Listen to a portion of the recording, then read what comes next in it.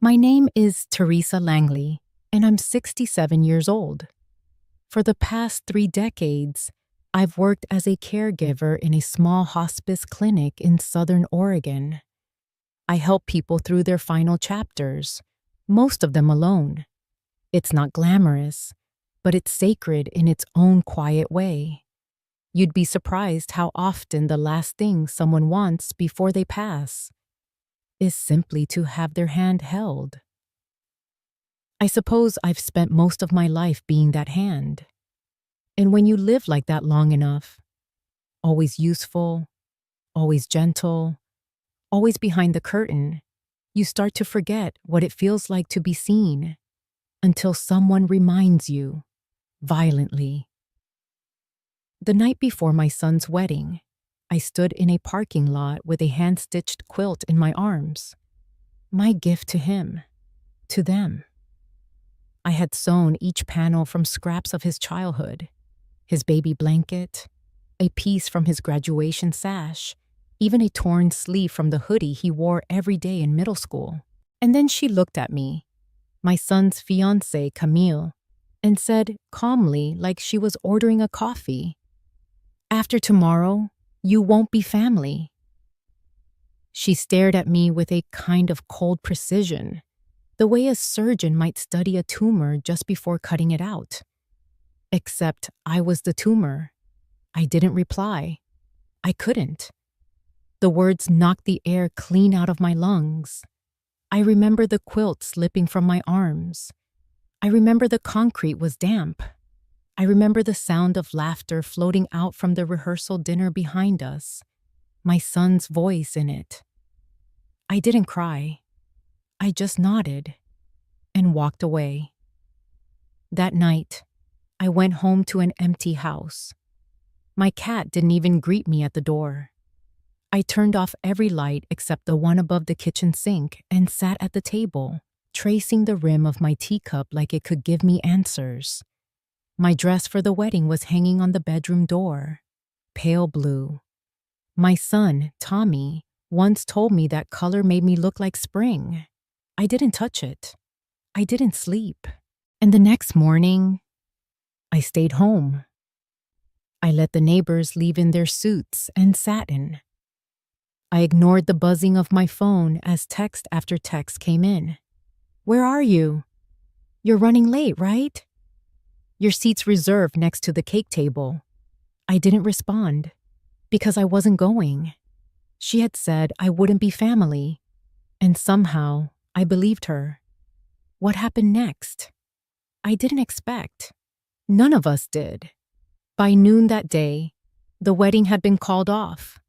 Everything collapsed, faster than anyone could have imagined. And the reason why? Well, that's the part no one saw coming. But before I tell you what happened after, maybe I should tell you what led up to it. Because people like Camille, they don't start with destruction. They start with charm, with polish, with just enough warmth to make you second-guess your own frostbite. They don't tell you outright that you're not wanted. They let you feel it, slowly, over time. Until one day, they finally say it out loud. And when they do, the silence you carry inside yourself suddenly makes sense.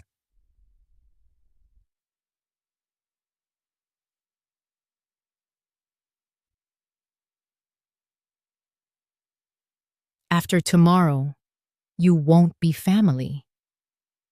That was the night before the wedding. I stayed home. But by the time the church bells rang, there was no wedding, and the truth behind why left every guest speechless. The morning after the wedding that never happened, the world was quiet, not peaceful, not gentle, just quiet in that aching, unnatural way, like the air itself didn't know what to say. I sat at the kitchen table, hands wrapped around a cup of tea that had gone cold before I even took a sip. The silence in the house was so complete that I could hear the faint ticking of the old wall clock.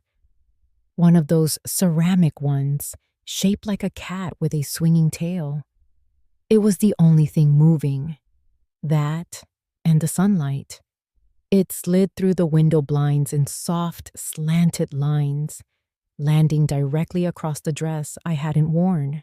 Pale blue, with lace sleeves and a neckline just modest enough for a church wedding. I'd hung it on the closet door a week ago so the fabric could breathe. It looked out of place now, too bright for this room, too hopeful. Tommy had picked that color for me. We were at the thrift shop last winter, and he saw it buried in the back. He pulled it out and said, "This would look like spring on you, Mom." Spring. But all I felt was the stillness of winter. I stared at the dress until my eyes blurred. Then I looked away. My gaze settled on the quilt, still folded neatly on the arm of the sofa, untouched since last night. I hadn't had the heart to put it back in the closet yet. It was only 3/4 finished. Each square told a story, stitched not with perfection, but with love that knew its way around rough edges. His baby bib, a strip from his high school track jersey, a scrap of the curtain from his childhood bedroom, even one corner from the flannel pajama pants he wore until they fell apart in college. That quilt was my version of a memory book, but instead of pictures, it held fabric that had soaked in his laughter, his tears, his late-night study sessions, pieces of a life I had built $1 and one day at a time. I had planned to give it to them both, Tommy and Camille, as a wedding gift. Something to remind them of where he came from, something to wrap them up in on cold nights and hard mornings. But now I didn't know what to do with it. My fingers itched to finish the last few stitches, but something in me couldn't move, like the thread had snapped inside me too. I sat there a while longer, thinking, feeling. Then, out of nowhere, my mind wandered back, years back, to a morning not unlike this one. Quiet, still, just me, and a cup of tea that had also gone cold. The day after Mark died. He'd left for work that day with a thermos I packed, a kiss on my forehead, and a promise to fix the porch railing that weekend. By mid-morning, the phone rang. A scaffolding collapse. Immediate, fatal. I remember Tommy standing in the hallway in his dinosaur pajamas, blinking at me as I dropped the phone. "Where's Daddy?" he asked, and I couldn't speak. I just knelt down, pulled him close, and held him as tight as I could. His small body trembled against mine, and I whispered, "It's just us now." And from that moment on, it really was.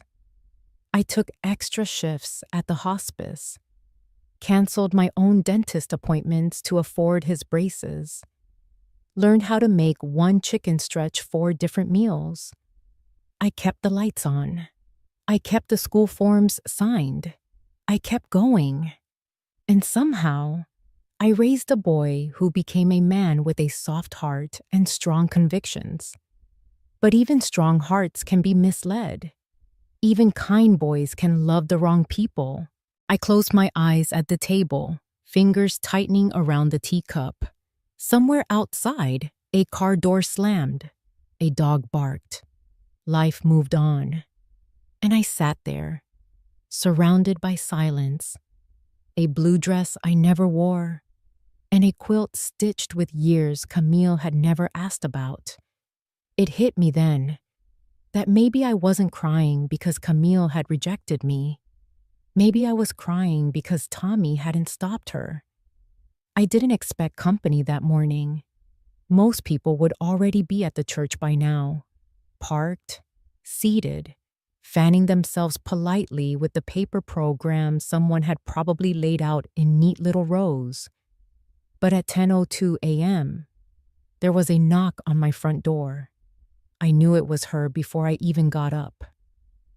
Dottie Harper, my next-door neighbor for 17 years, was the kind of woman who knew everything without ever asking. She was in her early 70s, short and sharp as a sewing pin, with perfect posture and a tongue like fresh-cut basil, aromatic, comforting, but with a bite when needed. When I opened the door, there she stood in her Sunday best. Pale lavender dress, matching hat, and a pearl necklace I knew she only wore for weddings or funerals. She looked me over with one raised eyebrow. "You're not dressed," she said. Not a question. "No," I replied. She adjusted the strap of her purse, glanced past me into the quiet of my living room, where the pale blue dress still hung untouched. Her eyes landed on the quilt folded on the couch. She didn't say anything about it. She didn't need to. "I wasn't sure," she said finally. "If you'd go." I stepped aside to let her in, but she shook her head. "I can't stay long. Just wanted to check in before I head over. Everyone's buzzing about your absence, of course. Tommy's been pacing outside the church. Looks like he's aged 10 years overnight." I nodded, lips pressed tight. Dottie didn't fill the silence with fluff. She never had. That's one of the things I liked about her. She looked me in the eye and said simply, "You're braver than most." That stopped me. I opened my mouth to deny it, to say I wasn't brave, just tired, just done pretending. But I didn't say any of that, because maybe bravery wasn't always loud. Maybe sometimes it just looked like staying home when every voice in your head told you to go. Dottie touched my arm gently, then leaned in and whispered, "They don't always know what they're doing, but you do. Don't let anyone shake that." And with that, she turned and walked down the steps in her low-heeled shoes, careful not to scuff them on the gravel. I closed the door and stood there a moment longer, hand resting on the knob. The house felt warmer somehow, though nothing had changed. I walked back into the kitchen, refilled the kettle, and reached for the teacup I hadn't touched since sunrise. As the water boiled, I moved slowly. Like every movement was something I had to earn. The spoon clinked softly against the ceramic, and I stirred without thinking. Then I stopped and held the cup up toward the window. The morning sun had shifted, casting its light through the glass in a way that made the tea glow amber. I watched the steam rise and curl, slow and steady. No rush, no urgency, just being. I let the silence wrap around me like the quilt on the couch. And for a long moment, I didn't think about Camille. I didn't think about the wedding, or the church, or the empty chair waiting for me in the front row. I just breathed. And in that stillness, I heard something I hadn't noticed before. Not from the outside, from within. A voice, my own, quiet but certain. "You made the right choice." And somehow, that was enough. Looking back now, I suppose the first warning sign came before Camille even said a word. It was the way she looked at my kitchen. Not with wonder, not with warmth, but with calculation, like she was mentally flipping through a catalog, trying to figure out what page I came from and whether it should be torn out. Tommy had brought her home for dinner that evening. I remember how nervous he was, pacing in front of the pantry like he'd misplaced his entire personality. "Mom, she's just amazing. You'll see," he kept saying, smoothing his hair every 3 minutes. I had made chicken pot pie from scratch, the way Tommy always liked it. Flaky crust, thyme from the little pot I kept on the windowsill, and enough filling to feed a football team. I even set the table with the good plates, the ones with the tiny blue flowers I only used for holidays. She arrived right on time. Perfect posture, designer bag, lipstick the color of a sunset you only see in magazines. And I'll admit it, she was stunning. She offered a polite smile, hugged me without touching me, and glanced around the house like she'd just walked into a memory she didn't want to belong to. "This is quaint," she said. Quaint. I swallowed that word like a bone, smiled anyway. Tommy was glowing. He pulled out her chair, poured her water, hung on her every word. And she was charming, funny even, talked about her work in digital branding, her yoga instructor, a recent trip to Santorini. When I asked if she wanted sweet tea or plain, she replied, "Oh, I don't drink anything with processed sugar." And then she caught herself. "But that's okay. You made it, right? I'll try a sip." She didn't. Not really. I served dinner and watched as she moved the food around her plate like she was performing surgery. She took 2 bites, small, quick, mechanical, and then folded her napkin across her lap as if to close the conversation. But what I remember most is what she didn't ask. She never asked about Tommy as a child. Never asked about what kind of boy he'd been. Never noticed the photo wall near the hallway, where his kindergarten art still hung crooked in mismatched frames. I brought up his spelling bee championship in the 5th grade. She blinked, smiled, and said, "Oh, I'm sure he's always been impressive." Then she turned the conversation back to herself, her work deadlines, her mentor's new podcast, her CrossFit routine. She talked like she was interviewing for a promotion I didn't know I was offering. Tommy didn't seem to notice. He kept glancing at her like she was light in human form. And maybe to him, she was. Maybe he needed something bright after all the years of gray I'd unintentionally given him. So I stayed quiet. That's what mothers do, right? We take the temperature of the room and decide whether to open the window or simply bear the heat. After she left that night, Tommy hugged me tighter than usual. "Thanks for trying," he whispered. I didn't know what he meant by that until much later. At the time, I told myself I was just being old-fashioned, set in my ways, resistant to change. But the truth is, my bones recognized something my brain was too polite to name. Camille didn't dislike me. She dismissed me, like I was background music in a room she hadn't decided whether to stay in yet. And that kind of quiet disregard is the sharpest kind of rejection. It cuts, but leaves no mark. Not right away, at least. If you want to know when something truly shifts in a relationship, don't look at the loud moments. Look at the birthday cake. Last year, Tommy turned 32. And like I had every single year before, I made his favorite, chocolate fudge cake with peanut butter frosting.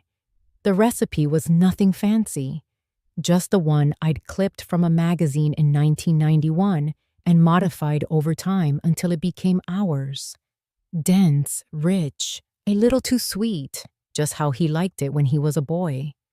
It was the kind of cake that stuck to the roof of your mouth and reminded you of childhood. I baked it the night before, frosting it in slow, even circles. I even piped the words myself. "Happy birthday, Tommy. Love, Mom." I added a little dinosaur candle in the corner, just for fun. Green with googly eyes. He'd loved dinosaurs growing up. I figured Camille would get the elegant gifts, the curated dinner, the polished toast. I could offer him nostalgia, something grounding. When I arrived at their apartment the next evening, Camille opened the door wearing black satin and holding a wine glass. The party was already buzzing. Low music, minimalist decor, soft lighting. A curated guest list of work friends, clients, and a few people I didn't recognize. I stepped inside, carrying the cake with both hands like it was a newborn. Camille saw it and blinked. "Oh," she said. "That's sweet." She led me to the kitchen, cleared a space on the marble island, and placed a gold foil cake box next to mine. "The one from the bakery has almond mousse and a chocolate glaze," she said, gesturing at it. "But I guess now we have options." She didn't sound angry. She didn't even sound sarcastic. Just neutral. A few minutes later, after dinner, I asked if it was time for cake. Camille smiled at the room, clinked her glass, and called for attention. Then, with perfect grace, she reached for the bakery cake. I stayed quiet. Tommy stood beside her, arm around her waist. He looked at the candles, then at me. "Did you bring yours, Mom?" Before I could answer, Camille interjected, smiling, always smiling. "She did, but you're on your new plan, remember?" She looked to me. "He's cutting refined sugar. Doctor's orders. But don't worry. I'll make sure he doesn't touch it." She laughed. The room chuckled with her. Tommy nodded quickly, still looking at me. "Thanks, Mom. You didn't have to go to all that trouble." But I saw it. The flicker in his eyes, the way his mouth tightened. Just a little, before he kissed Camille's cheek. I smiled. I always smile. Later, while everyone was drinking and laughing and sharing Instagram handles, I slipped into the kitchen and carefully wrapped my cake in foil. I didn't want to waste it. Didn't want to leave it there like an afterthought. No one noticed. No one stopped me. I brought it home, set it on my counter, and the next morning, I cut a slice for myself and ate it at the kitchen table with a cup of tea and no candles. It tasted the same, but I didn't. That cake used to mean celebration. Now it felt like a relic from a time when my efforts mattered more than appearances. It wasn't the sugar that hurt. It was the way she said it. "I'll make sure he doesn't touch it."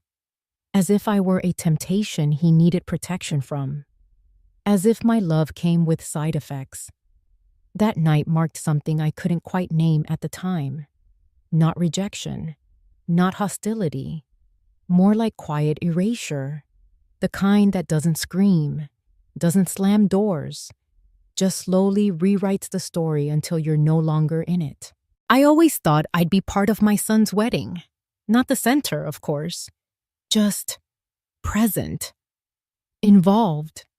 A mother in the background, helping with the flower choices, offering an opinion on centerpieces, maybe getting teary-eyed at the cake tasting. The usual things, the human things. But Camille had a different idea. It started small. A text that didn't arrive. A date changed without telling me. A vendor booked before I'd even heard their names. At first, I told myself it was normal. They were busy. Young people planned weddings differently now, with spreadsheets and mood boards and group chats I wasn't part of. That's fine, I thought. They've got it under control. And then came the dress fitting. I'd bought a nice dress for myself, sure, but I'd imagined being there when Camille tried on hers. Just watching, even from the side, holding her coat while she spun in the mirror, sharing in that moment. If not as a mother-in-law, then at least as someone who helped raise the man she was marrying. But the fittings came and went. I only found out about them after Camille posted a photo online. Her in a sleek white gown, surrounded by friends in blush-toned dresses, champagne flutes, filtered lighting. I wasn't in the frame. Later, when I asked Tommy about it, he looked sheepish. "Oh, I thought Camille invited you. Maybe it was last minute." I nodded. Of course, last minute. Then came the food.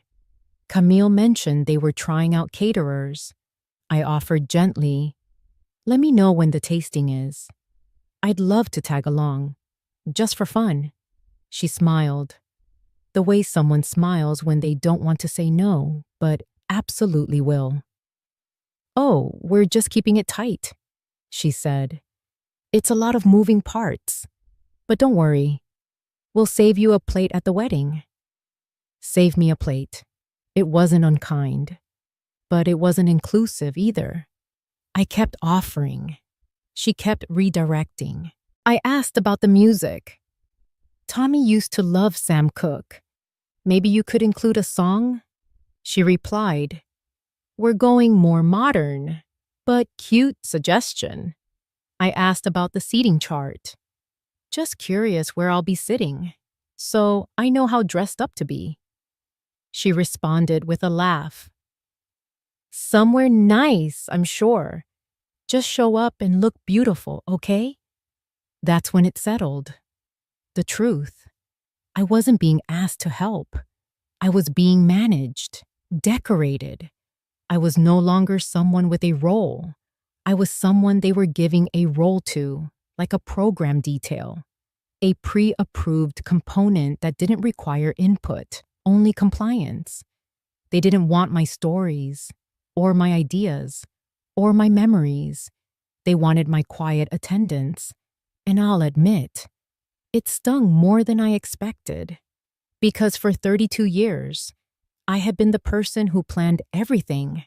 Birthday parties with paper hats and scavenger hunts, PTA potlucks, college packing checklists, doctor appointments, first job interviews. I was the one with the clipboard, the grocery list, the calendar reminders. And now, for the biggest day of his life, I was being told, "Just show up and look nice, okay?" Not cruelly, not even disrespectfully, just casually, like I was someone whose presence needed to be styled, not included. I smiled, of course. Smiled through all of it, because that's what mothers do. But inside, I began to feel like a guest in a life I had spent 3 decades building, and nothing prepares you for that. The quilt was heavier than I remembered, not in weight, but in meaning. I carried it with both hands, wrapped gently in tissue paper and ribbon, and tucked it into a brown paper bag with soft rope handles. It wasn't a gift bag, nothing that fancy, but it was enough. The rehearsal dinner was at a trendy bistro downtown. Brick walls, Edison bulbs, exposed beams painted white to look rustic. The kind of place where the menus didn't have prices, and the waitstaff called everyone my love. I'd parked 2 blocks away because the lot was full. My heels clicked quietly on the pavement as I approached the door. I took one breath, then another. Told myself I'd just drop it off, say congratulations, and leave early. No need to stay. I wasn't part of the planning. I wouldn't be part of the toast. But I thought maybe, just maybe, this gift would mean something. It was the only thing I'd made with both of them in mind. Each square stitched with a memory of Tommy's childhood, framed in calming grays and blues. On one patch, I had sewn the letter T. On the other, C. Together in the corner, a small heart, hand-stitched, a little crooked, but honest. I reached the door and paused. Through the glass, I saw Camille standing near the bar, a wine glass in hand, laughing. Perfect hair, perfect posture. A row of friends circled around her like petals. I opened the door, She noticed me instantly. Her face flickered, but only for a second, before the social smile returned. "Mrs. Langley," she said, gliding over.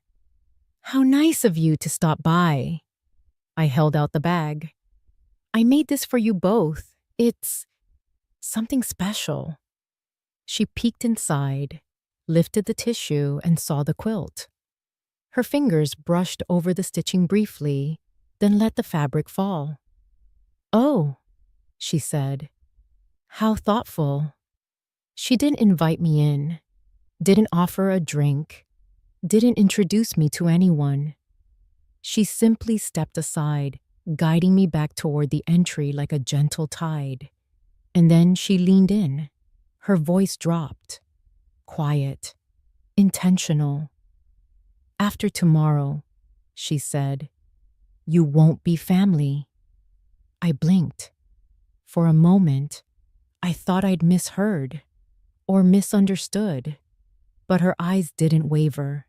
They locked onto mine. Steady, cool, certain. She continued, "You've done your part, Mrs. Langley. You raised him. You got him this far. But he's a man now. He belongs to something new, and that doesn't include holding on to the past." I opened my mouth to speak, but nothing came out. She tilted her head slightly, that same polite smile frozen in place. "Don't take this the wrong way. It's better for everyone if you let go gracefully. Don't cling. Tommy doesn't need a mother anymore. He needs a wife, and I'm here now." I felt the bag slipping in my hand, but I didn't drop it. My fingers clutched tighter, even as my heart let go. She added one final note, almost like a benediction. "Just don't show up tomorrow, okay? It'll be easier." I turned, walked out, didn't say a word. The sky had darkened, but I didn't notice. The streets blurred. The headlights streaked past in soft ribbons. I climbed into my car, placed the quilt on the passenger seat like a child asleep, and drove. I don't remember the stoplights, don't remember the route, only the feeling of my hands gripping the wheel too hard, the sound of my breath echoing in the cabin, the taste of copper at the back of my tongue. I got home, parked, sat in the driveway for 10 minutes before realizing the car was still running. I turned it off, stepped inside. The house was dark, quiet. I placed the quilt on the arm of the couch, sat down beside it, and stared into the space where my family used to live. And that's when it hit me. She didn't say I wasn't welcome. She said I wasn't family. And somehow, that hurt more. That night, I sat on the edge of my bed, the house so still I could hear the creak of the old wood settling under the weight of time and silence. The quilt rested on my lap like a sleeping child. I had folded it so carefully, the corners aligned, every stitch visible under the soft glow of the bedside lamp. My fingers traced the seams, as if trying to draw strength from each memory sewn into them. Tommy's baby clothes, his first-grade soccer jersey, a swatch from the shirt he wore to prom. That quilt wasn't just fabric. It was our story, mine and his.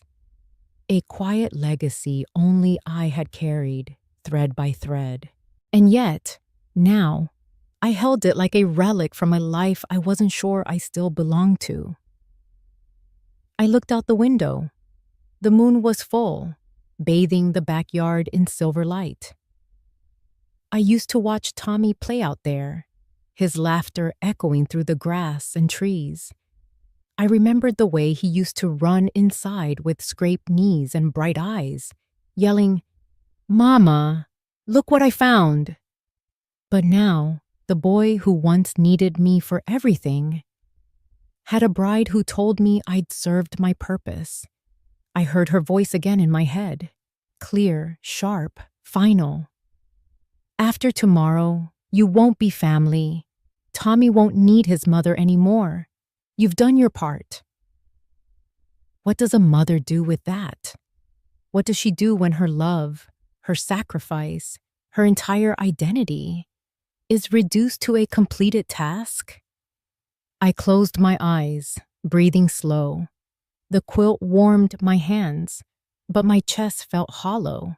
I asked myself, should I still go? Should I show up tomorrow? Smile through it. Pretend none of this was said. It wasn't the first time I'd swallowed my pride for Tommy's sake. I'd done it when Camille ignored my cooking. I'd done it when she brushed past my stories of his childhood like they were trivia. I'd done it when she made decisions for the wedding and told me, with that rehearsed smile, just show up and look nice, okay? Maybe I could do it one more time, but something inside me whispered, at what cost? I wasn't angry, not yet. I was heartbroken. And somewhere in that quiet heartbreak came clarity. This wasn't about one wedding. It wasn't about a guest list or a dress code. It was about dignity, about being erased, gently but deliberately, from the story I had helped to build. I looked down at the quilt one last time, then slowly folded it back into the box. My hands moved slower than usual, not from age, but from the weight of what I was choosing. Not rage, not revenge, just release. As I closed the lid, I whispered, if I'm not family, I won't pretend to be. There was no bitterness in my voice, only a calm resolve. I stood up, turned off the light, and lay down, staring at the ceiling. The silence no longer scared me. It felt like peace, and for the first time in years, I didn't dream of being needed. I dreamt of being free. The morning sun poured into my kitchen, soft and golden, the kind of light that used to signal something joyful, holidays, birthdays, first days of school. But today, it felt quiet, not heavy, just quiet. I sat at the table with my hands wrapped around a cup of Earl Grey. The steam curled up into the morning air, vanishing before it could reach the window. My quilt sat in its box on the chair beside me. Still here, like me. The phone buzzed beside the teacup. Tommy. I didn't pick it up. The screen lit up again. Tommy. Where are you, Mom? Then, are you on your way? Camille says we need to start photos soon. A minute later, please text me back. Are you okay? I could see his face in my mind, already a little flushed with nerves, trying to smile while checking his phone again and again. I knew that face. I raised that face. My thumb hovered over the screen. I could respond. A short message. Something simple. I'm okay. Just staying home. Love you always. That would have been the kind thing to do, but I didn't type it. Instead, I turned the phone face down and reached for my tea. The ceramic mug was warm against my palms.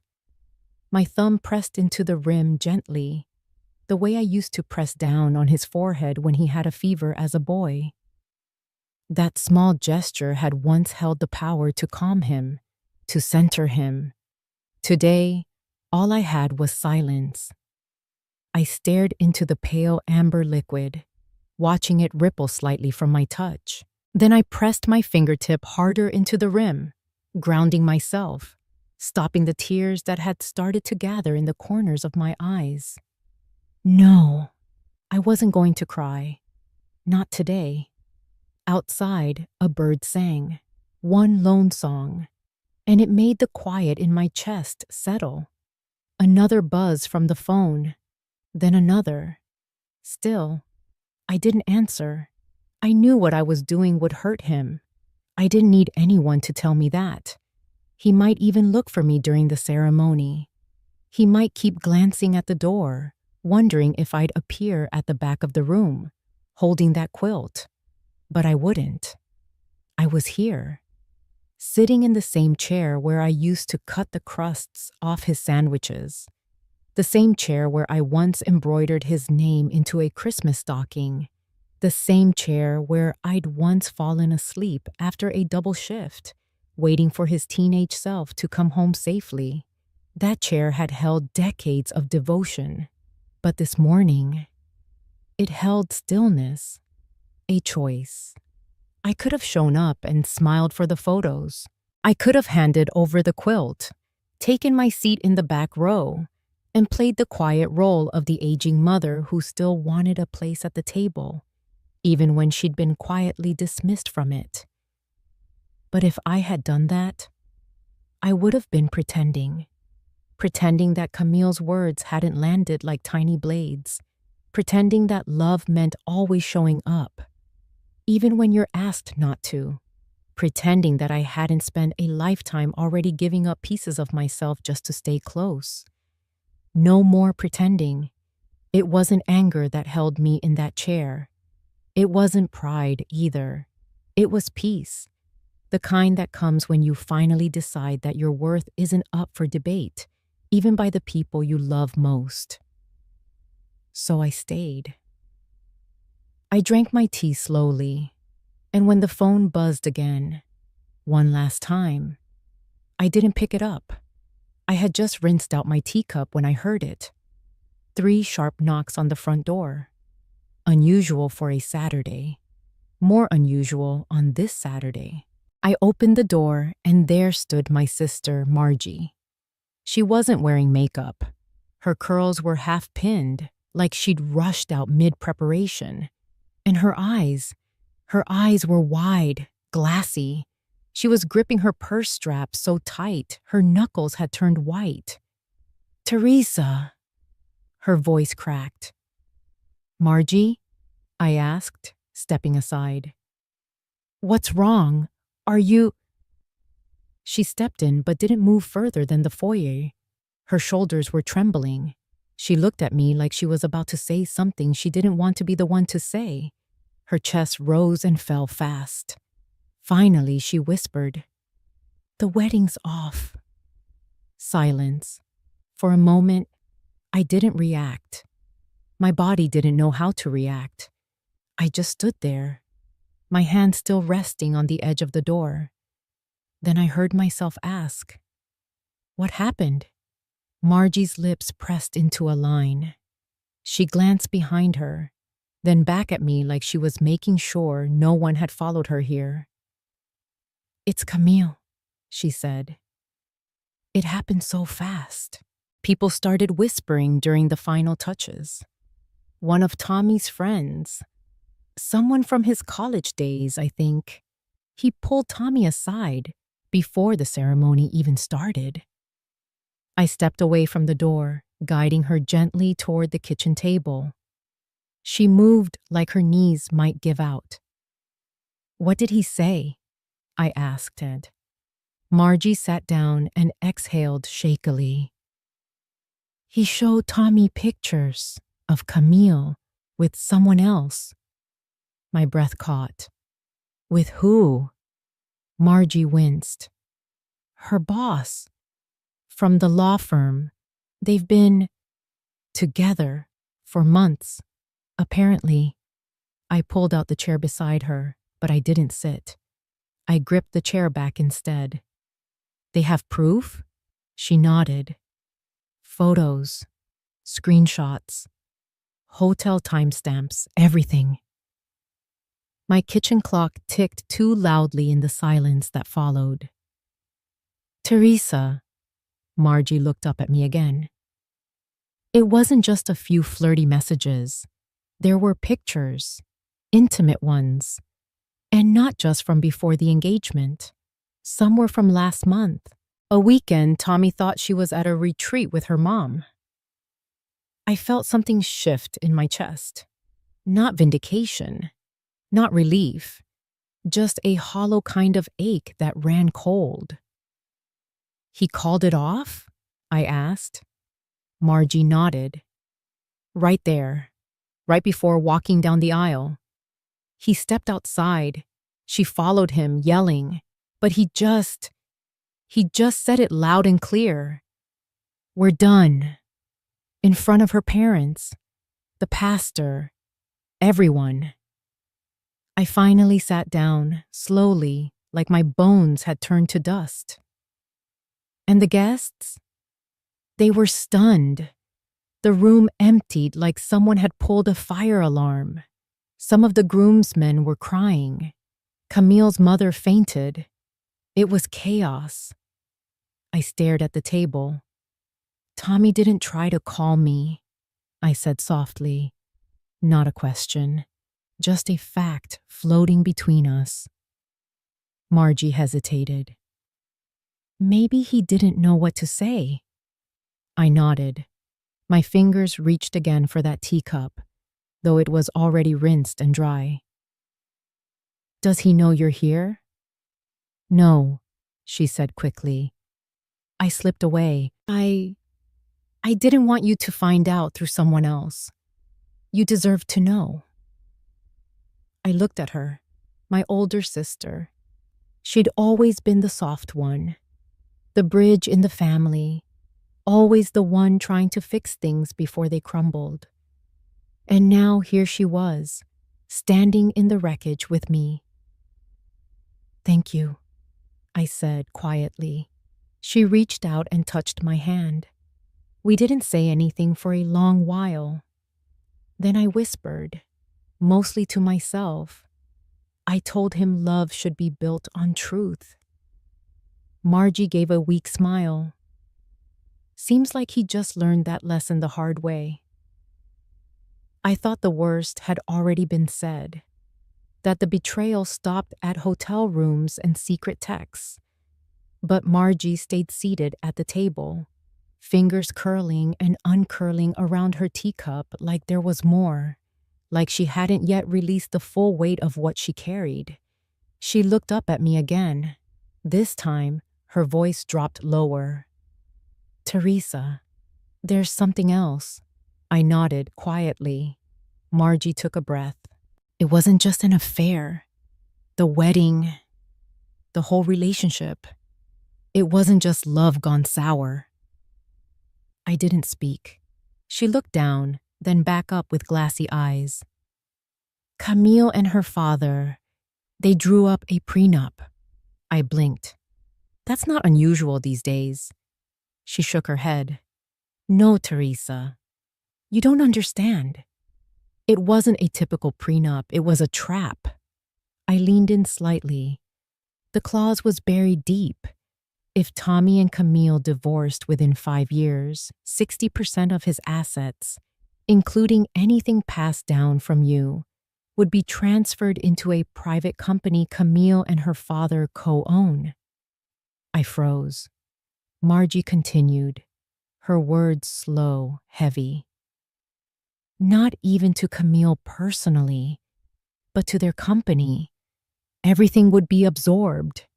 Investments, inheritance, real estate, even his stake in your late husband's old firm. The air around us thickened. My breathing slowed, but I didn't speak. She went on, quieter now. Tommy didn't know. He never saw it. Camille planned to show it to him just before signing the wedding license. She said it was just a formality, that it was something her father's lawyer insisted on. But it wasn't about protection. It was about acquisition. I didn't blink. My body was still, too still. She didn't love your son, Teresa, Margie said, her voice trembling now. She targeted him.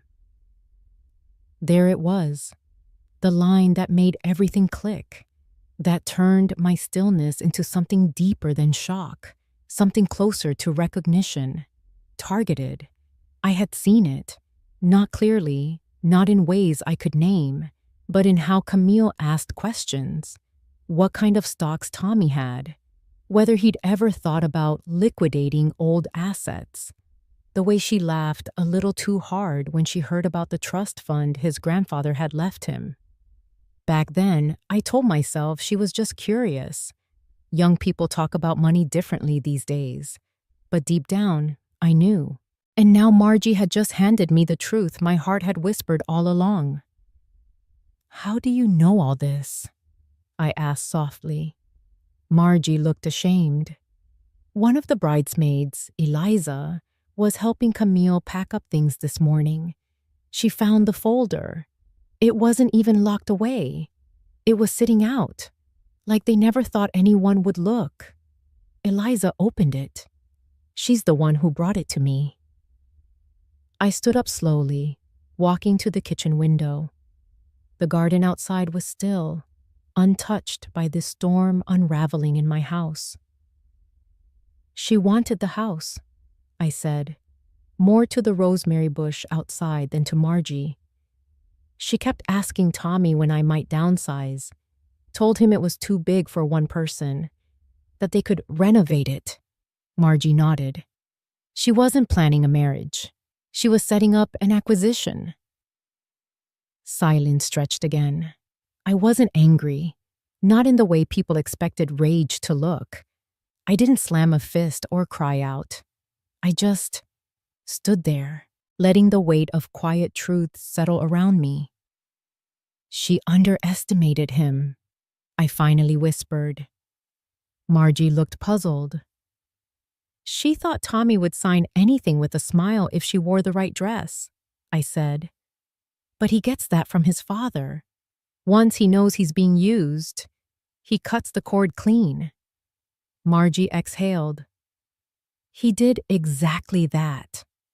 I turned to her. "And now?" "He's gone. Took a bag and got into a car. Told no one where."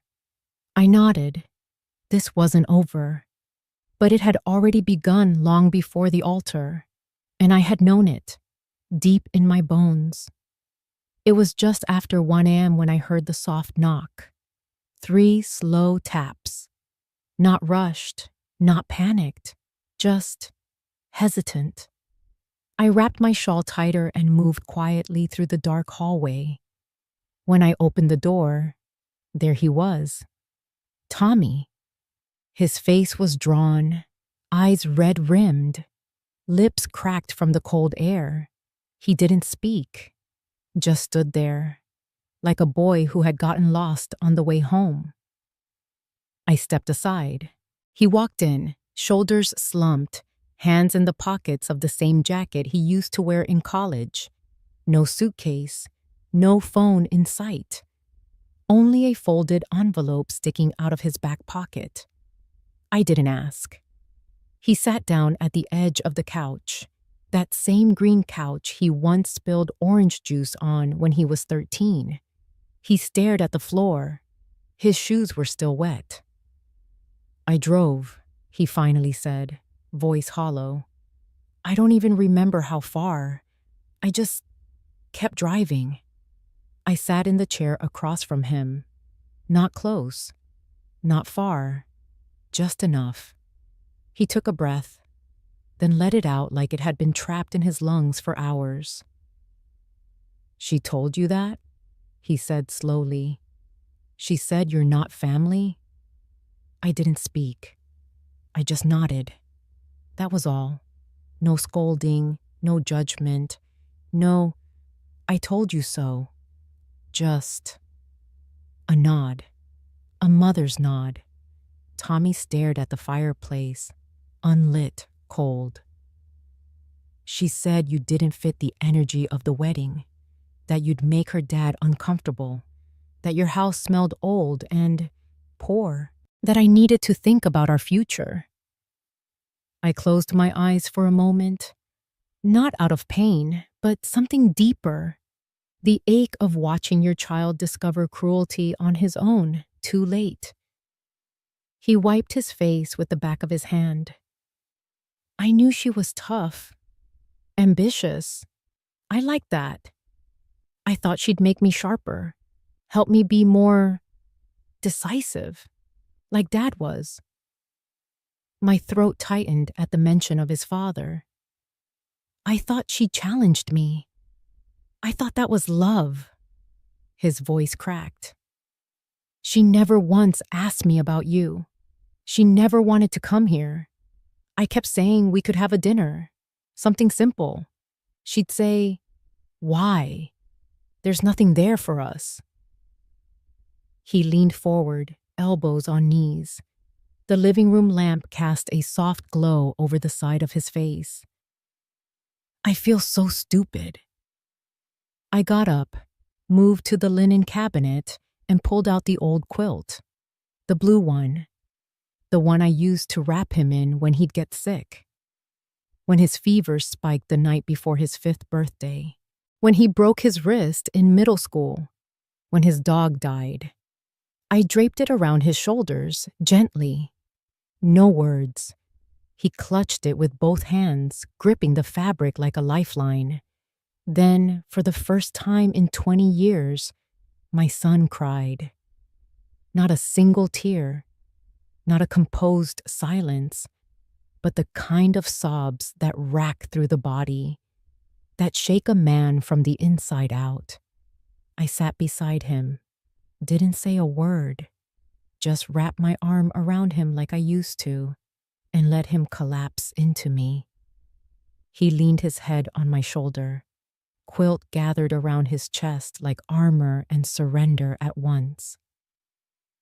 "I'm sorry, Mom," he whispered between sobs. "I should have never let her say those things. I should have never let her keep you away. I thought I was doing the right thing." I didn't say, "You weren't." I didn't say, "I told you." I only held him closer. Sometimes, a mother's silence can say everything. The kind that tells a son, "You were never unloved. You were only lost." After a while, his breathing slowed. The sobs turned into soft exhales. His fingers loosened their grip on the quilt. And in that quiet moment, I saw not a man, not a mistake, but my boy, coming home. By noon the next day, the war had begun, not in court, not in a lawyer's office, but online. Camille's Instagram lit up with a dramatic photo, her standing alone at the altar, mascara streaking down her cheeks, a bouquet clenched tight in her hand. Caption: My wedding day, destroyed. All because one woman couldn't let go of control. I never imagined my own mother-in-law would sabotage the happiest day of our lives. I begged her to stay away. She came anyway. Within minutes, her friends flooded the comments. "You deserve better, Queen." The audacity of some mothers. "You were so graceful in how you handled it. Proud of you." Then came the reposts. Then came the TikTok reactions.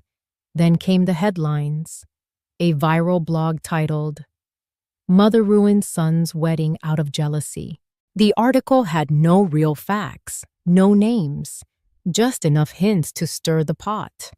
They used phrases like anonymous source and insider close to the couple. My photo, cropped from a years-old Christmas picture, was splashed across the bottom with a thick red circle around my face. I sat at the kitchen table, the tablet screen glowing in front of me. The article had been shared over 9,000 times in under 2 hours. Tommy stood behind me, fists clenched. "This is insane. This is not what happened. She's making you out to be some kind of monster." His voice trembled with rage. "I should post something. I should tell the truth. I'll write a statement. No, a video. People need to know." I turned to him slowly, calm. No. His eyebrows shot up. No, Mom, they're crucifying you online. They think you ruined the wedding. I know what they think. He paused, unsure. I reached across the table, picked up the tablet, and turned off the screen. Perception is loud, I said, looking him straight in the eye. But truth walks quietly. He didn't respond. I continued. If you chase noise with more noise, you only feed the fire. Right now, she's screaming into a void filled with people who don't know either of us. Let her scream. His jaw clenched. But it's not fair. No, I agreed. It's not. But fairness doesn't trend. Outrage does. He sat down, the adrenaline draining from his face. I softened my voice. You remember when you were 7? And the boys at school spread a lie about you pushing someone on the playground? He nodded slowly. You were furious. Wanted to march into class and shout your truth. But your teacher told you something. Do you remember? He looked down, whispering, Let them talk. Keep being kind. The truth always settles in. I smiled. It took a week, but by the next Friday, those same boys were fighting among themselves, and the teacher saw everything. Tommy ran a hand through his hair. So you're saying just do nothing?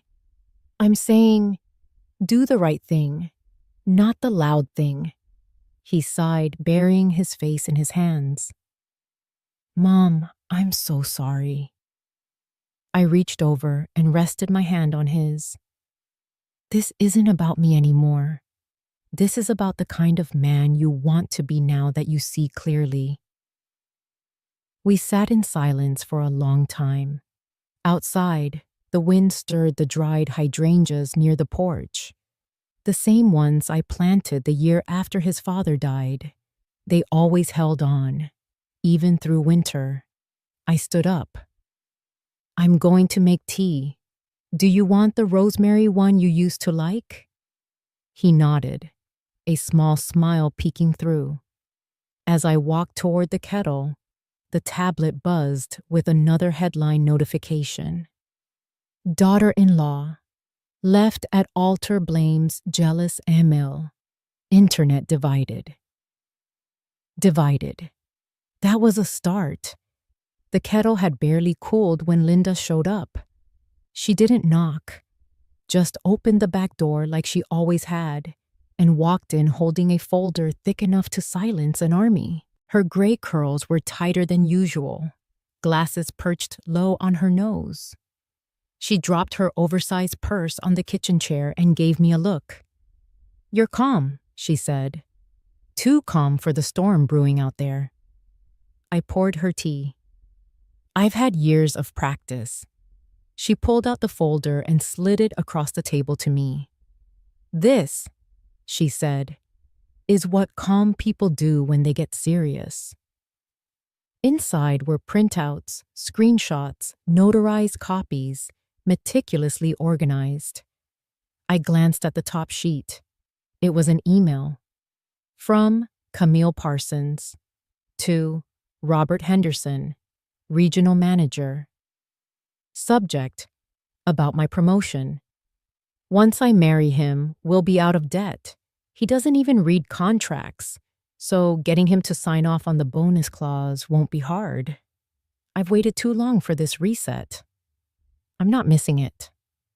My hand didn't tremble. Not anymore. Linda tapped the table with her pen. That was sent 3 months before the engagement. I had a friend pull it. Don't ask how. I turned the page.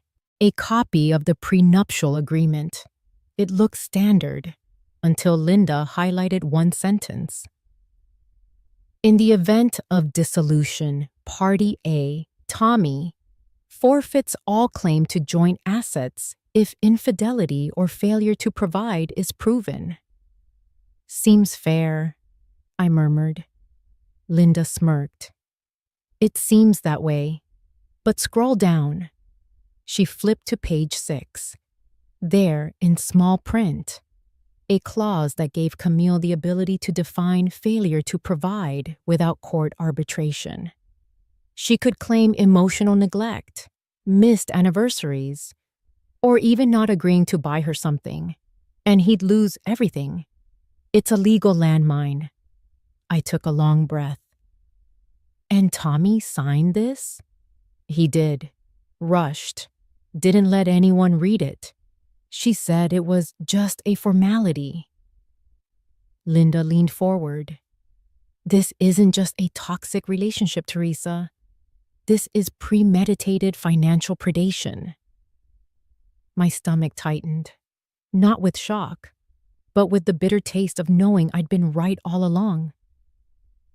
I told him, I whispered. I told him something felt off. And now, Linda said, you have proof. Just then, Tommy walked in. He looked tired, older, like someone who'd lived 10 years in a week. Linda nodded at him. You ready to see what your bride-to-be had planned for your future? He gave a small, dry laugh. I've seen enough, but I'll see more if it means making this stop. I slid the folder to him. He read in silence. His face didn't twist, didn't fall, just grew still, too still. When he looked up, his voice was level. Can we use this? Linda sat back. You could sue, but lawsuits take time, money, and emotional stamina. And public court battles, well, you've seen what they do to people. Tommy nodded slowly. Then we don't go to court. He pulled out his phone and opened an app. What are you doing? I asked. There's a journalist I follow, independent, not part of the noise machine. Exposed a major university scam last year and helped get a wrongful conviction overturned. She doesn't care about clicks. She cares about facts. He typed something quickly, then looked at Linda. Can we scan this and send it securely? Linda smiled. Already ahead of you. I brought a drive. Give me 5 minutes. While she moved to set up in the den, Tommy stood still for a beat. I let her do this, he said quietly.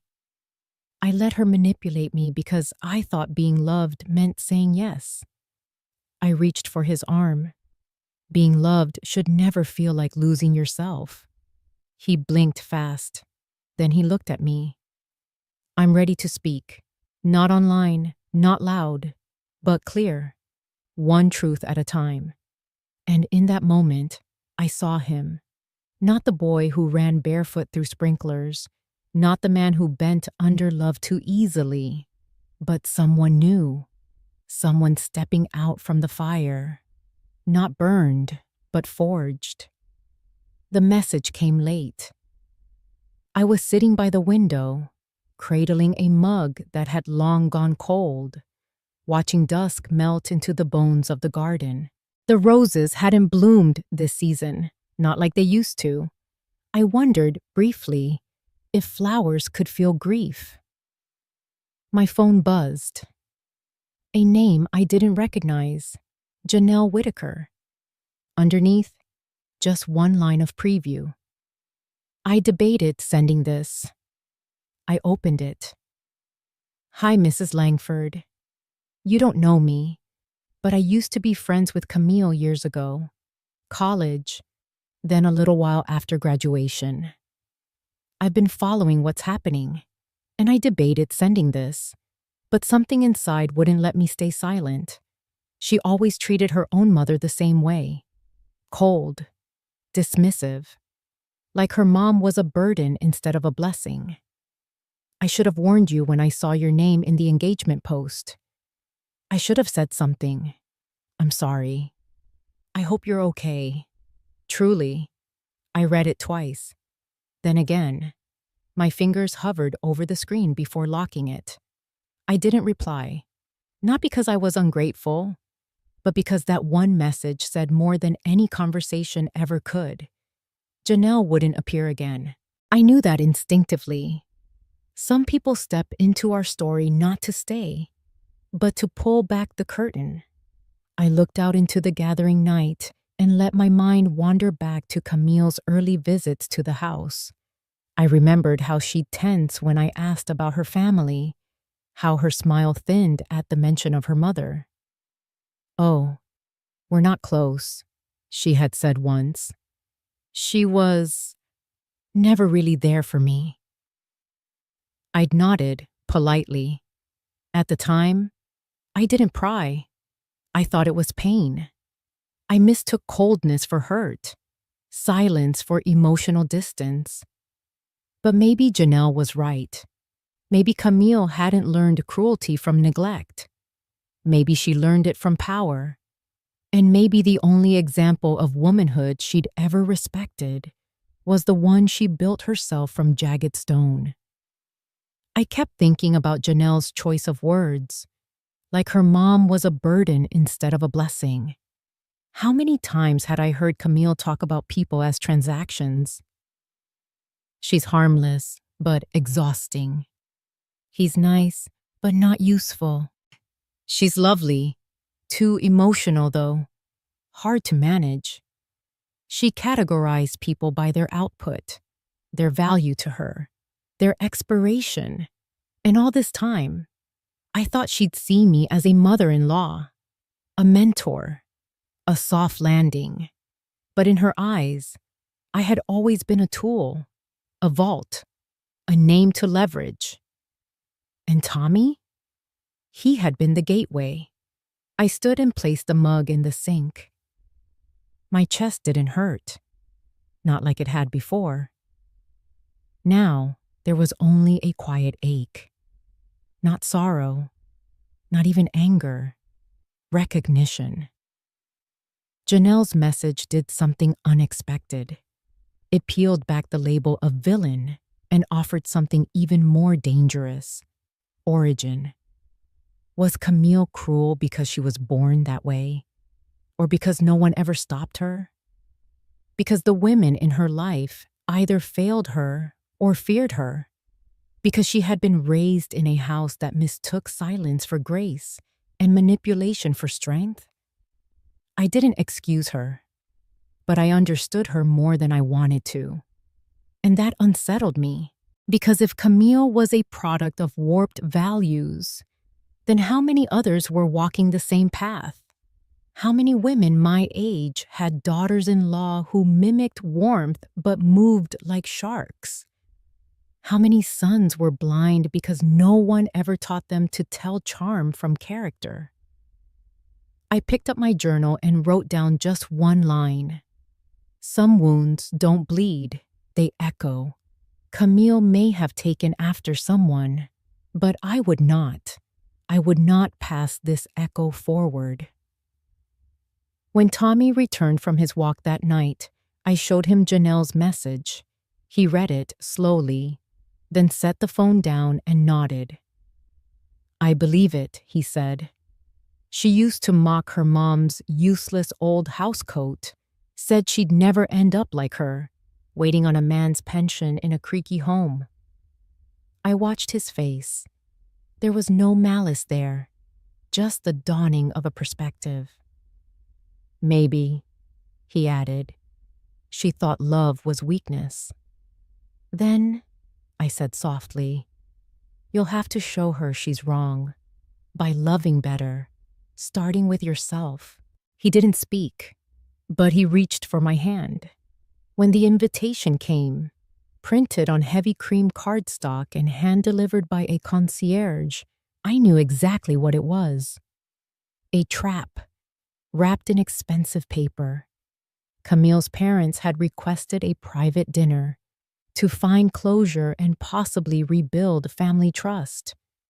It would be hosted in a rooftop dining suite at one of the luxury hotels Tommy had once dreamed of owning shares in.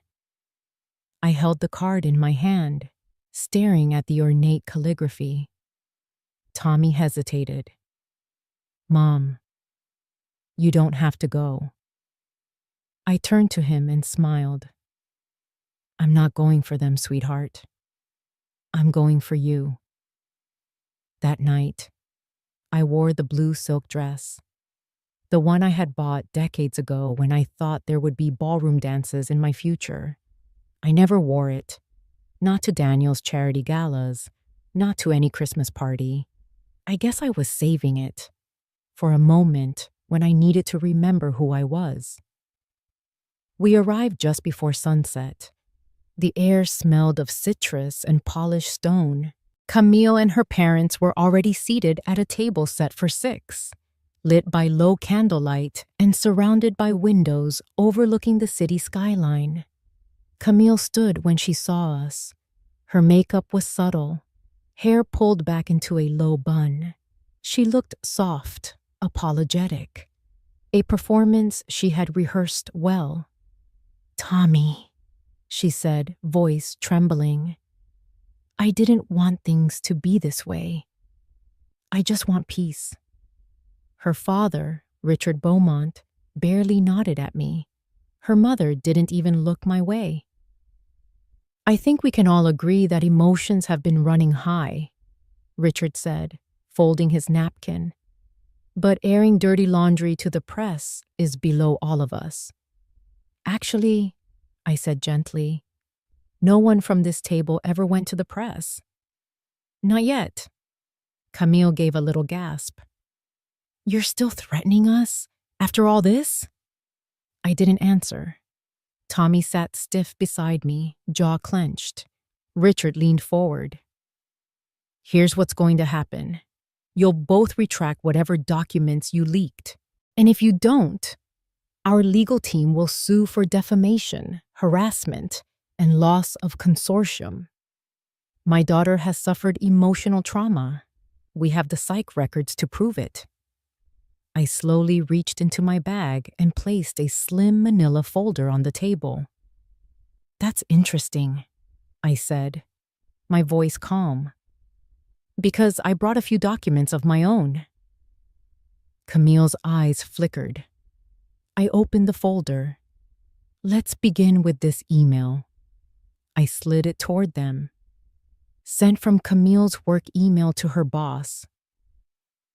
3 months before the engagement. It reads, "Once I marry him, we'll be out of debt by year 2. Camille's mother hissed. "That's taken out of context." "Oh, I agree," I said coolly. "So let's add context." I laid out the prenup. Clause 14. In the event of divorce within 5 years, 60% of all shared assets default to a holding company managed by Camille's father. That holding company is currently operating at a loss of $2.1 million.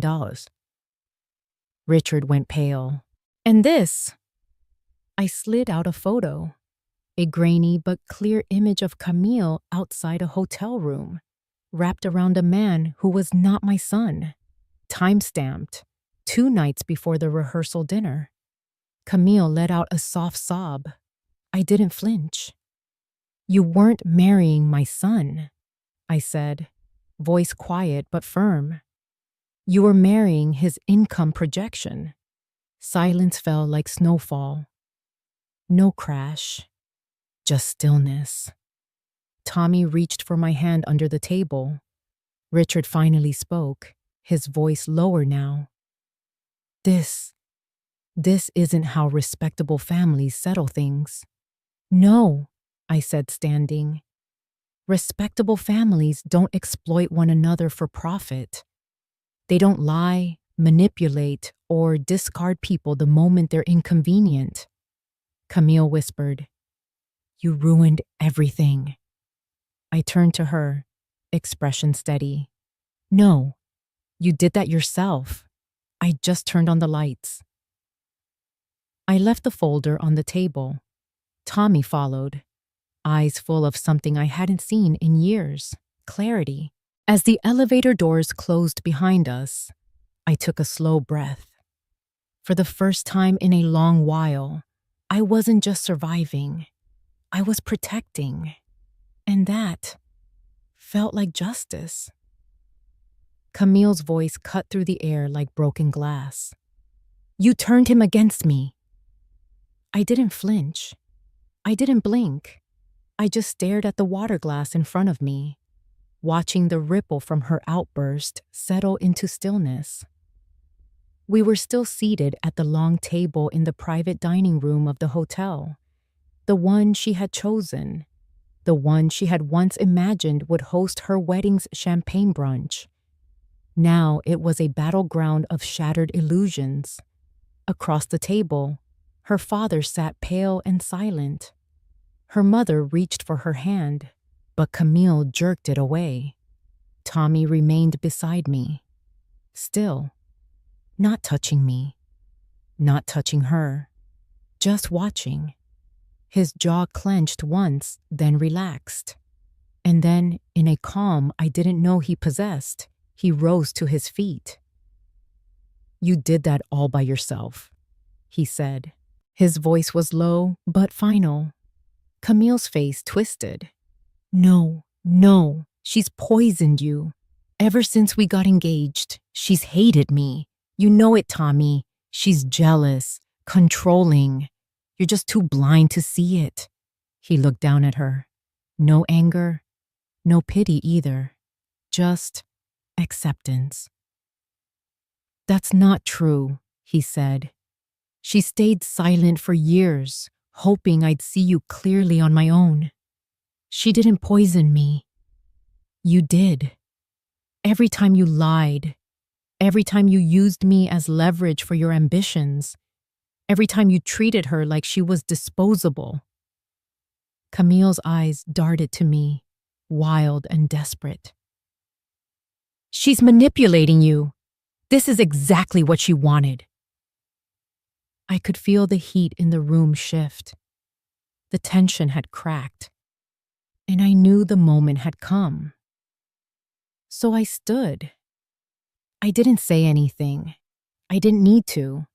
I smoothed the skirt of my soft blue dress, the one I'd never worn before, the one I'd bought years ago but kept hidden in the back of my closet, waiting for a reason. Tonight had given me one. I turned toward the door. Behind me, Camille's voice rose to a shriek.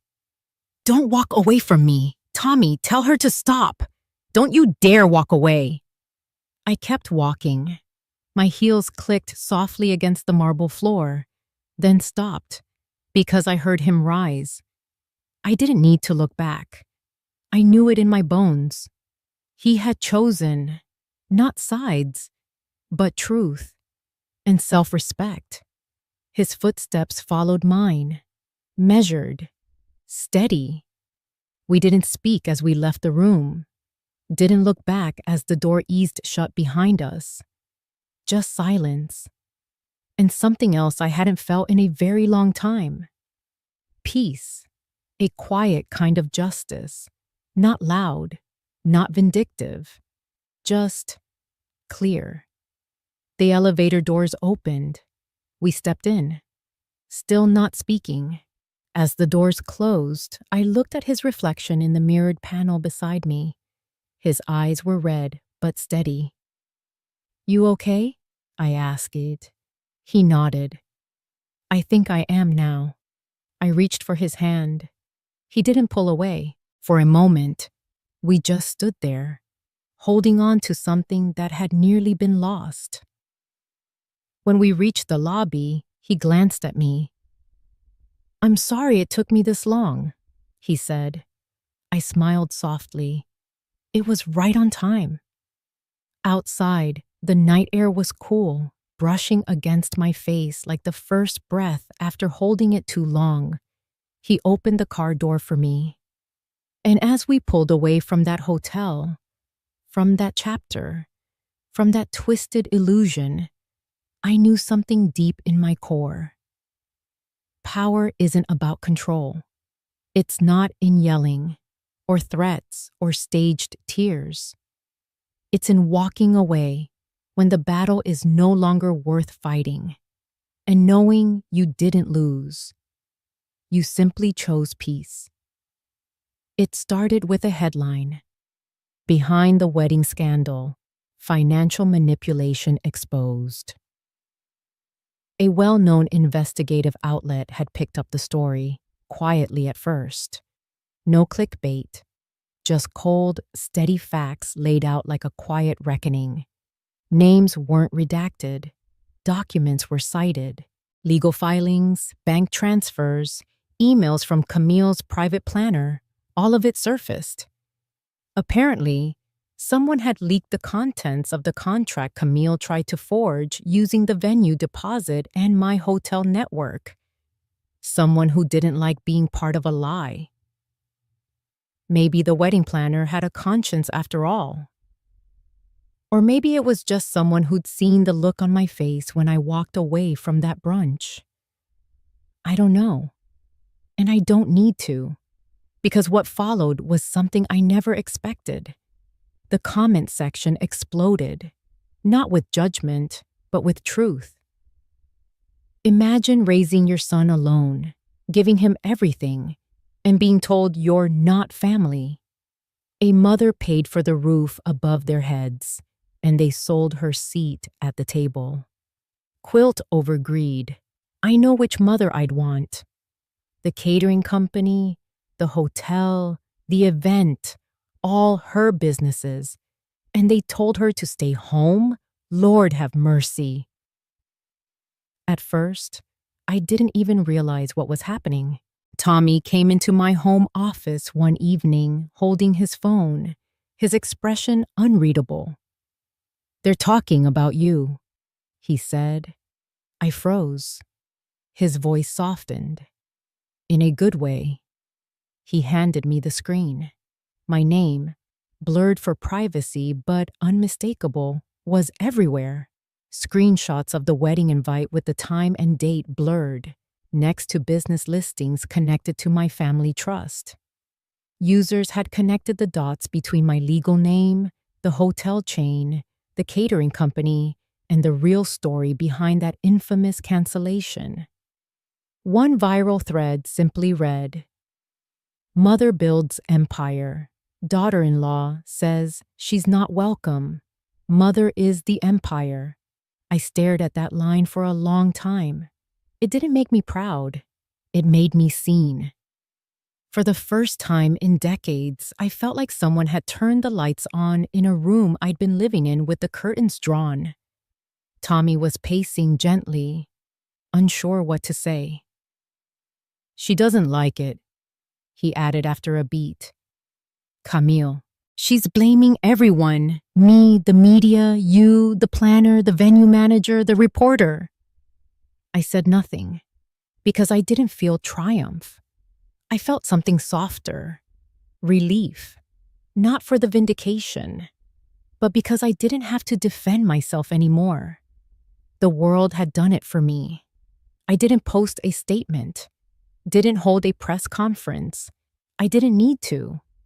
The truth was doing just fine on its own.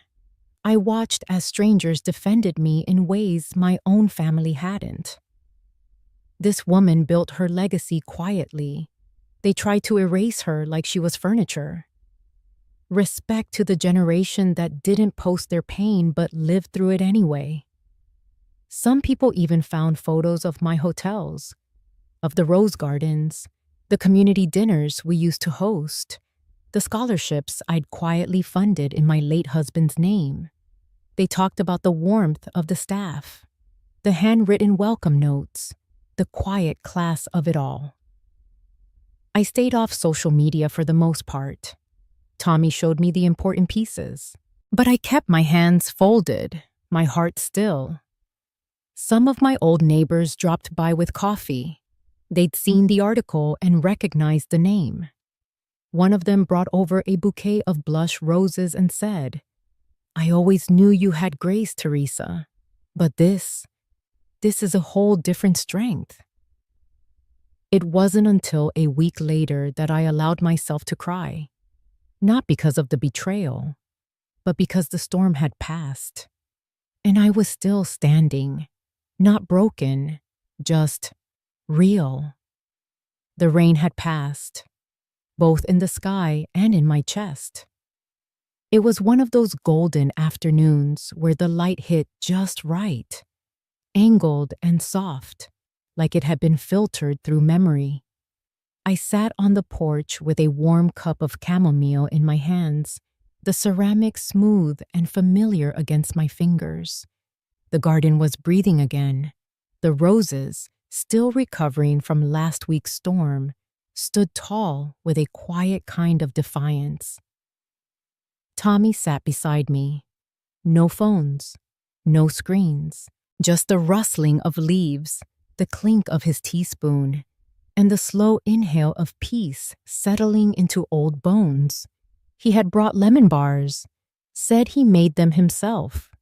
They were slightly overbaked on the edges, but the middle was soft and sweet. I took a bite and chuckled. "A little dry," I teased gently. He smirked. "It's the effort that counts, right?" I nodded, sipping my tea. "Always." We sat like that for a while. The kind of silence that isn't awkward but restful, like exhaling after holding your breath too long. Then, in the stillness, Tommy spoke. His voice was low, almost apologetic. "I almost married someone who erased you." I didn't move, didn't flinch, just let the wind carry his words into the space between us. He was staring down into his tea, fingers tracing the rim of the cup like it held more answers than it did warmth. I let her shape the story, made excuses. I told myself you were old-fashioned, that you wouldn't understand her vision, her family, her version of life. And I think I wanted to be part of her world so badly that I ignored the fact that it required me to leave mine behind. I looked at him then, at the boy I had raised, and the man who had nearly lost his mother, not to death, but to silence. He turned to me, eyes a little red. "I'm sorry, Mom." I reached over, placed my hand over his. Not tight, not dramatic, just steady. "You found your way home," I said quietly. "That's all that matters." His shoulders dropped as though he'd been carrying those words, waiting for permission to let them go. I continued. "We all take detours, Tommy, sometimes through people, sometimes through pain. But life has a funny way of circling us back when we're ready." He smiled a little at that. "A real one." "I saw the photos of your community dinners," he said. "The ones with Dad handing out those little cards. What were they?" "Kindness cards," I said, laughing softly. He believed everyone needed something kind in their wallet. I didn't know about any of that. "No," I replied, "because I wasn't raising you to know my resume. I was raising you to know how to love." He looked away again, blinking hard. "I wish I'd seen it sooner." "You saw it when it counted," I said, "and that's more than most people get." We went quiet again, watching a pair of squirrels chase each other across the fence line. One of them paused and stared at us, as if confused that we weren't arguing, not raising voices like so many others do. Just two people on a porch, one mending, one forgiving. "I moved my things out," he said eventually. "From her place. Officially. I didn't ask for details. Didn't need to." "I'm proud of you," I said instead. He nodded, and then, with a sheepish grin, "Still figuring out how to make the lemon bars less like concrete." I laughed, a deep, honest sound that vibrated through my ribs. "Maybe try reading the full recipe next time." The sun dipped lower, casting long shadows across the grass. The air smelled of earth and cinnamon. For the first time in a long time, I wasn't waiting for the other shoe to drop. There were no contracts to review, no voices raised behind closed doors, no secrets hanging in the air, just tea, just Tommy, and a gentle kind of stillness I didn't know I had missed until it returned. The next morning, the house was quiet in that sacred way it only is when grief has turned into understanding. Sunlight filtered through the lace curtains, casting delicate patterns across the floorboards. I stood in the sewing room, what had once been the guest room, then storage, then forgotten. Now, it smelled faintly of lavender and linen. Tommy appeared in the doorway, holding 2 steaming mugs. He handed me mine without a word, then glanced toward the table where the unfinished quilt lay waiting, soft folds of fabric spilling like time itself. He didn't sit right away, just stood there a moment, eyes scanning the pieces. Then softly, with a voice both new and familiar, he said, "Let's finish it." My breath caught. He remembered. I set the mug down slowly and pulled out the old wooden stool across from him. The fabric felt different in my hands this time. Not heavy with sadness, but light with purpose. We took our places across from each other, the way my mother and I once had. The quilt sat between us like a map of memories. I watched as Tommy reached for the faded blue square, the one made from one of his childhood pajamas, and began to stitch. His fingers fumbled at first. "Still terrible at this," he muttered. "You're doing just fine." I smiled, threading my needle. "It's not about perfection." It was quiet work, but the best kind. His shoulders moved with more ease now, each pull of thread like a tiny undoing of all that had frayed between us. And in between the rustle of fabric and the hum of our sewing machine, I felt something settle in my chest. Peace. The kind you only earn by walking through the storm and deciding to build something new on the other side. As we worked, we talked. Not about the past, not about the money, not even about her. Instead, we remembered small things. How his father once stitched the crooked star in the top corner because we ran out of navy fabric. How Tommy used to sneak cookies into the sewing basket and blame the dog. How this quilt had been started to celebrate his wedding, and somehow, in its incompletion, became a memorial to something more lasting. He looked up at me halfway through a square. "I thought this was a gift for someone else." I nodded. It was. Then it became a gift for us. His expression softened. I never noticed how each square tells a story. I reached for the final patch, a soft, faded floral I'd saved for last. It was from the dress I wore the day he graduated from high school. The sleeves had frayed long ago, but the bodice had remained untouched, folded neatly among the fabrics I couldn't bear to throw away. Tommy held it carefully as I pinned it down. "You kept this?" I smiled. "Some things are worth saving, even when they don't fit anymore." He nodded slowly, and for a moment, I saw the little boy again. The one who used to drag his blanket around the kitchen and beg for more peanut butter on his toast. As he finished the final stitches, I reached into the drawer and pulled out a tiny square of blank muslin. The label square. It was tradition. Every quilt I'd ever made had one. It held a name, a date, and one line that meant something. Only this time, the words hadn't come until now. I threaded a needle with dark plum thread and began to embroider, my fingers moving carefully, lovingly.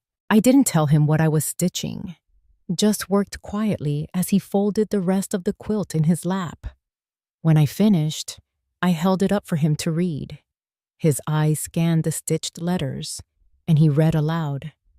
Family is the one that stays when others leave.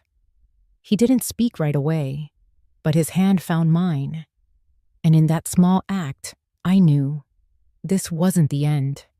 It was the beginning of a different kind of family, one patched together not by obligation, but by choice, by forgiveness, by the silent promise that we would keep showing up, even when it was hard, especially then. He folded the quilt and placed it gently in the cedar chest beneath the window. And as the sun climbed higher, casting its light across the old wood floor, I understood. Some stories are meant to unravel, so we can stitch something stronger in their place. Tommy hung the quilt on the wall of his new office, centered, well-lit, and commanding attention without asking for it. The threads caught the morning sun in soft reflections, each square stitched with care, patience, and years of quiet survival. It didn't belong in a gallery or a museum. It belonged here, where decisions were made that would change people's lives, where justice was spoken softly but carried weight. It had taken him days to decide, not whether to hang it, that was always a given, but where. Every square had a story, a thread of pain sewn beside a line of strength. And in the bottom right corner, where his eyes always drifted when he paused mid-work, was the line she had stitched in calm defiance. Family is the one that stays when others leave. He had seen clients glance up at it with curiosity before. Some tilted their heads. Others smiled. No one ever asked. Until today. A woman sat across from him, quiet but tired. She looked like she'd been holding her breath for years, the kind of woman who signed the wrong documents because she'd been told to trust the wrong people. When she entered his office earlier, her eyes had gone straight to the quilt, then lingered. Now, as they were wrapping up the paperwork that would help her reclaim her late father's land from a nephew who had forged his signature, she asked softly, "That's beautiful. Who made it?" Tommy paused. He could have said, "My mom." But it didn't feel like enough. He leaned back in his chair, eyes drifting to the quilt and then back to her. "My mother," he said. "She's the reason I protect people." The woman looked at him, her eyes warming. She didn't press for more, didn't pry. But something shifted in the room. A silent thread connected them. Not just lawyer and client, but children of women who had held families together with bare hands and unconditional patience. He walked her out a few minutes later. As the door clicked behind her, Tommy turned back toward the quilt. Every square of that piece told a story not just of their family, but of a quiet evolution, of betrayal that burned and love that outlasted it, of a woman who had been told she wasn't welcome at her own son's wedding, and chose instead to become the place he would always return to. He remembered the last night they worked on it together, her fingers guiding his through unfamiliar motions. He'd teased her about her stitches being crooked, and she'd replied, "Life doesn't always sew straight lines, but it still holds." It was his anchor now, not just memory, but reminder. Reminders that people will try to reduce family into guest lists and legal titles. Reminders that wealth isn't always counted in assets, but sometimes in who holds your hand when the world burns. Reminders that strength can be silent, that forgiveness can coexist with boundaries, that the thread that binds isn't always blood, but belief. As the day wore on, more clients came and went. Each noticed the quilt, and some asked. Each time, Tommy answered with a simple line. My mother made it. That's why I do what I do. And with every telling, something softened in him. Not grief, but clarity. She didn't need an inheritance to make an impact. She didn't need applause or a front row seat at a wedding.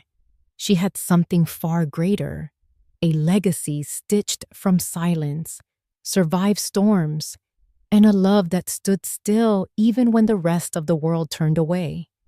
And now, it lived here, quietly commanding, softly powerful, just like her.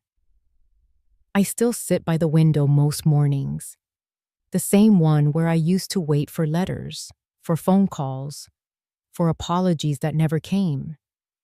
But I no longer wait. I simply watch. The roses outside have started blooming again. Funny how they do that, even after being cut back harshly, almost as if they know the quiet is where the healing begins. There was a time I thought I had to earn love, to buy it with casseroles, free babysitting, holiday checks, to prove my worth by shrinking myself down into whatever shape fit their expectations. But all that time, I forgot something important. I forgot I was enough. The day Tommy came back and called me Mom without flinching, something loosened in my chest. He didn't come bearing excuses or explanations, just a quiet presence, a pair of hands that remembered how to hold mine, a pair of eyes that finally saw. It's strange how healing works, not as a flash of light, but as a slow turning of the soil. Not loud, not proud, just steady. I didn't need revenge. I didn't need the guests at that wedding to know who paid for the candles, or the venue, or the napkins. I didn't need to shout. I just needed to reclaim my peace. Sometimes, silence isn't weakness. It's strength choosing not to scream. I never told Tommy how badly it hurt, how I stared at the RSVP card I never received, how I folded my hands in my lap that night and listened to the silence echo through the house where his baby pictures still hung. I never told him about the tears on my pillow or the whisper I said to myself. You raised a good boy. He's just lost right now. And he was. But even the lost ones find their way home, if you leave the light on and the door unlocked. They told me I wasn't family, that I didn't fit their image, that I was too old, too small, too quiet. But I never needed their permission to love my son. I loved him through every silence, through every sharp word, through every absence. I loved him even when I didn't recognize the man he had become, because I remembered the boy, the one who once tucked his head under my chin and cried about a broken toy, the one who brought me dandelions from the yard and called them roses, the one who believed once that I could fix anything. And maybe I did. Maybe not all at once. Maybe not in the way he expected. But I fixed what mattered. Not the wedding, not the betrayal, but the bond between us. He found his way home. That's enough. Now, I live slower. I drink my tea before it goes cold. I read books I never had time for. I talk to the neighbors' kids and let them help me in the garden. They ask about the quilt, and I tell them, it's stitched from stories. And they nod like they understand. I keep the door open most days. Not for them, for him. Just in case he needs a place to sit, to rest, to remember. He doesn't need to explain. He never did. Because forgiveness isn't a grand declaration. It's a quiet release. And love, real love, doesn't demand to be acknowledged. It simply stays, like a steady breath, like the warmth of sun on your skin after a long winter. That's what I carry now. Not the pain, not the memory of being left off a list, but the echo of a voice that once called me mom again. And the knowing that I didn't lose my family. I chose to love, and that was enough.